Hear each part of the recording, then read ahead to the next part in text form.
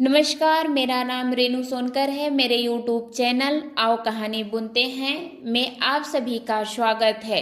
आज हम बात करने वाले हैं मुंशी प्रेमचंद की कहानी कफन पे।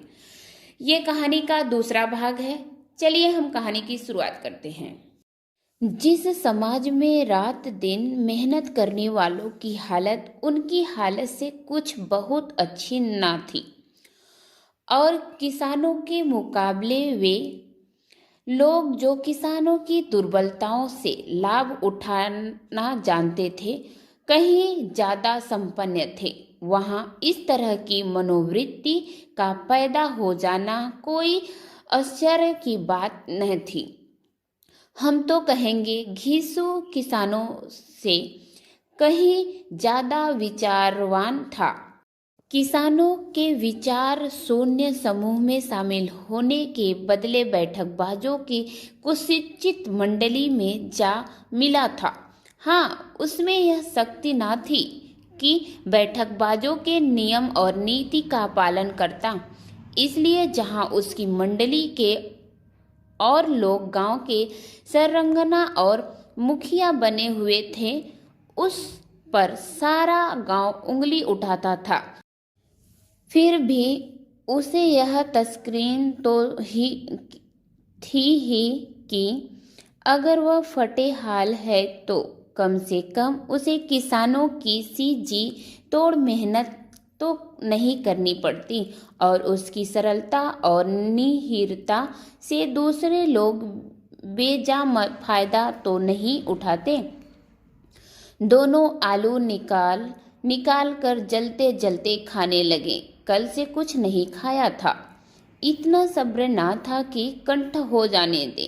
कई बार दोनों की जबानें जल गईं। छिल जाने पर आलू का बाहरी हिस्सा जबान, हलक और तालू को जला देता और उस अंगारे को मुंह में रखने से ज्यादा खैरियत इसी में थी कि वह अंदर पहुंच जाए। वहां उसे कंठ करने के लिए काफी सामान थे, इसलिए दोनों जल्द जल्द निगल जाते। हालांकि इस कोशिश में कोई उनकी आंखों से आंसू निकल जाते। घिसू को उस वक्त ठाकुर की बारात याद आई जिसमें 20 साल पहले वह गया था। उस दावत में उसने तो तृप्ति मिली थी। वह उसके जीवन में एक याद रखने लायक बात थी और आज भी उसकी याद ताजी थी। बोला वह भोजन नहीं भूलता। तब से फिर उस तरह का खाना और भरपेट नहीं मिला। लड़की वालों ने सबको भरपेट पूड़ियाँ खिलाई थी। सबको, छोटे बड़े सबने पूड़ियाँ खाई और असली घी की चटनी, रायता, तिल तरह के सूखे साग, एक रसेदार तरकारी, दही, चटनी, मिठाई। अब क्या बताऊं कि उस भोजन में क्या स्वाद मिला। कोई रोक टोक नहीं थी। जो चीज चाहो मांगो, जितना चाहो खाओ। कोई ने ऐसा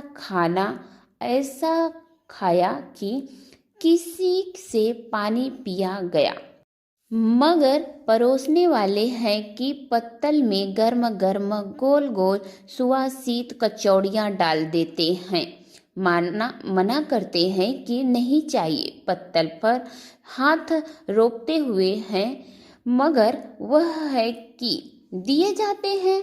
और जब सबने मुंह धो लिया तो पान इलायची भी मिली, मगर मुझे पान लेने की कहाँ सुध थी। खड़ा हुआ ना जाता था। चटपट जाकर अपने कंबल पर लेट गया। ऐसा दिल दरियावा था वह ठाकुर। माधव ने इन पदार्थों का मन ही मन मजा लेते हुए कहा, अब हमें कोई ऐसा भोजन नहीं खिलाता। अब कोई क्या खिलाएगा। वह जमाना दूसरा था। अब तो सबको किफायत सूझती है। शादी ब्याह में मत खर्चा करो।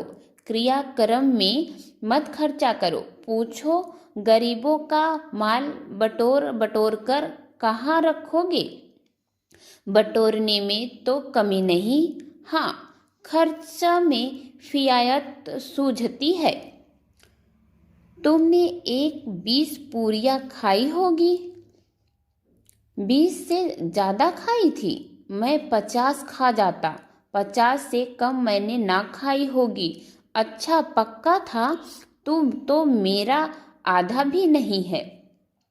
आलू खाकर दोनों ने पानी पिया और वही अलाव के सामने अपनी धोतिया ओढ़कर पाँव पेट में डाले सो रहे, जैसे दो बड़े बड़े अजगर घोड़ियाल मारे पड़े हो।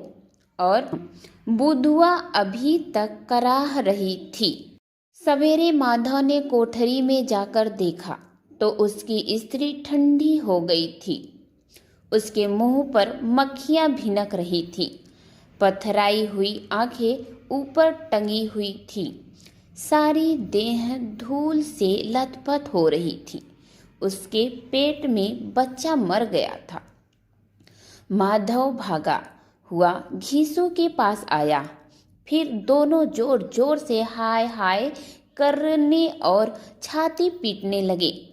पड़ोस वाले ने यह रोना धोना सुना तो दौड़े हुए आए और पुरानी मर्यादा के अनुसार इन अभागों को समझाने लगे। बाप बेटे रोते हुए गांव के जमींदार के पास गए। वहां इन दोनों की सूरत से नफरत करते थे। कई बार इन्हें अपने हाथों से पीट चुके थे। चोरी करने के लिए, वादे पर काम ना करने के लिए। पूछा, क्या है बे घिसुआ, रोता क्यों है? अब तो तू कहीं दिखलाई भी नहीं देता। मालूम होता है इस गांव में रहना नहीं चाहता। घीसू ने जमीन पर सिर पटक कर आंखों में आंसू भरे हुए कहा, सरकार बड़ी विपत्ति में हूँ। माधव की घरवाली रात को गुजर गई। रात भर तड़पती रही। सरकार, हम दोनों उसके सिहराने बैठे रहे। दवा दारू जो कुछ हो सका सब कुछ किया। मुद्दा वह हमें दगा दे गई। अब कोई एक रोटी देने वाला भी ना रहा। मालिक तबाह हो गए। घर उजड़ गया। आप गुलाम हूँ। अब आपके सिवाय कौन उसकी मिट्टी पर पार लगाएगा? हमारे हाथ में तो कुछ ना था। वह सब तो दवा दारू में उठ गया। सरकार ही की दया होगी तो उसकी मिट्टी उठेगी। आपके सिवा किसी के द्वार पर जाऊं? जमींदार दयालु थे, मगर घीसू पर दया करना काले कंबल पर रंग चढ़ाना था। जी में तो आया, कह दे चल दूर हो जा यहाँ से। या यो तो बुलाने से भी नहीं आता। आज जब गर्ज पड़ी तो आकर खुशामद कर रहा है। जब जमींदार साहब ने 2 रुपए दिए तो गांव के बनिए महाजनों को इनकार का साहस कैसे होता। घीसू जमींदार के नाम का ढिंढोरा भी पीटना जानता था। किसी ने 2 आने दिए, किसी ने 4 आने। 1 घंटे में घीसू के पास 5 रुपए की अच्छी रकम जमा हो गई। कहीं से अनाज मिल गया, कहीं से लकड़ी, और दोपहर को घीसू और माधव बाजार से कफन लाने चले। इधर लोग बांस काटने लगे। गांव की नर्मदिल स्त्रियां आकर लाशें देखती थी और उसकी बेकसी पर 2 बूंद आंसू निकालकर चली जाती थीं। हरामखोर कहीं का बदमाश, लेकिन यह क्रोध या दंड देने का अवसर ना था। जी, मैं कुढ़ते हुए 2 रुपए निकाल कर फेंक दिया, मगर सांत्वना का एक शब्द भी मुंह से ना निकला। उसकी तरफ से ताका तक नहीं, जैसे सिर का बोझ उतारा हो। आज के लिए इतना ही। मिलते हैं हम इस कहानी के दूसरे भाग में। धन्यवाद।